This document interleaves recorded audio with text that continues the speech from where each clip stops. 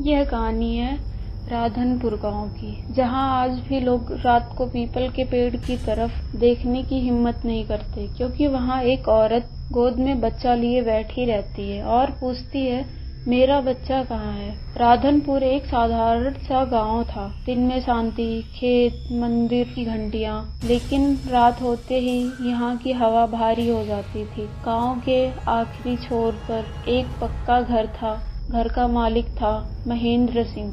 बाहर से इज्जतदार किसान, अंदर से डर। उसकी पत्नी थी मीना। मीना की शादी को 7 साल हो चुके थे। 7 साल और एक भी बच्चा नहीं। शादी के पहले महीने तक सब ठीक था, फिर धीरे धीरे ताने शुरू हुए। तेरे मायके वालों ने क्या दिया था? ना दहेज, ना औलाद। हमारा खानदान रोकेगी तो? मीना चुप रहती। हर रात भगवान से एक ही प्रार्थना करती, बस एक बच्चा दे दो, सब ठीक हो जाएगा। लेकिन क्या सच में सब ठीक होता? एक दिन गांव में अफवाह फैली, महेंद्र दूसरी शादी करने वाला है। मीना ने सुना, उसके हाथ से लोटा गिर गया। उस रात उसने पहली बार अपने पति से पूछा, क्या मैं इतनी बुरी हूँ? महेंद्र ने जवाब दिया, औरत की कीमत उसकी कोख से होती है। उस दिन मीना के अंदर कुछ मर गया। समय बीता।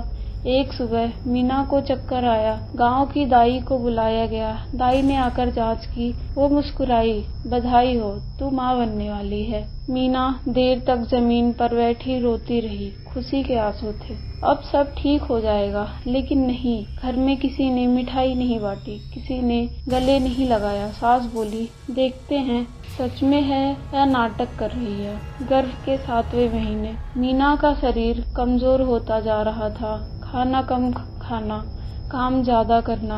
महेंद्र रात को शराब पीकर आता। अगर लड़की हुई ना तो देख लेना। मीना अपने पेट पर हाथ रखकर फुसफुसाती, तू बस आ जा, मैं सब सह लूंगी। और फिर वो रात आई। आंधी तूफान, बिजली कड़क रही थी।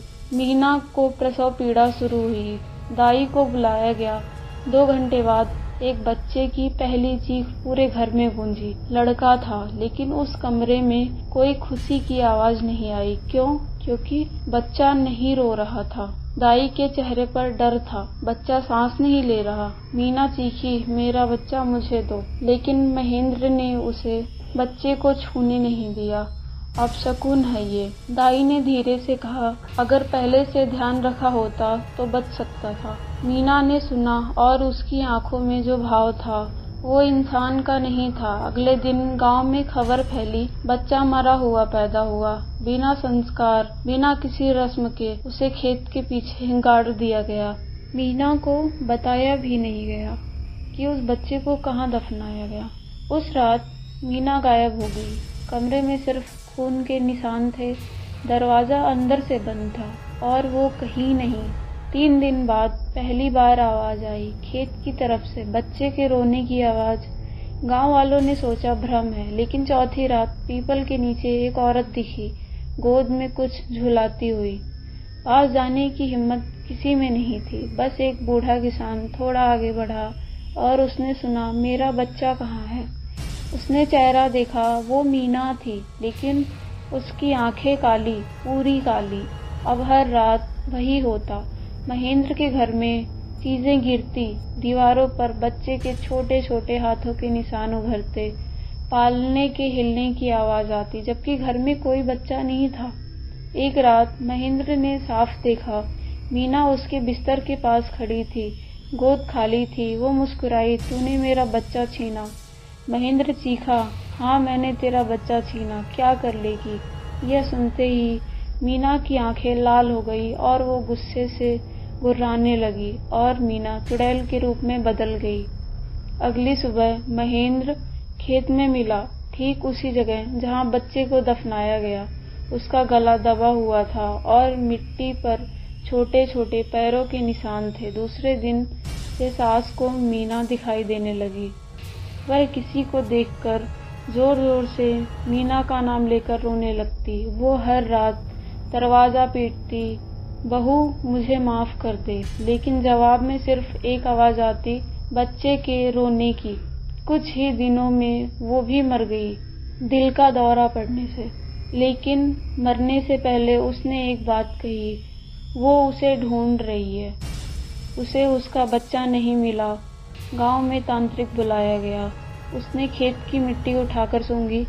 बच्चे को गलत जगह दफनाया गया। माँ को बताया नहीं गया, उसकी आत्मा अधूरी है। मिट्टी खोदी गई, लेकिन अंदर कुछ नहीं था।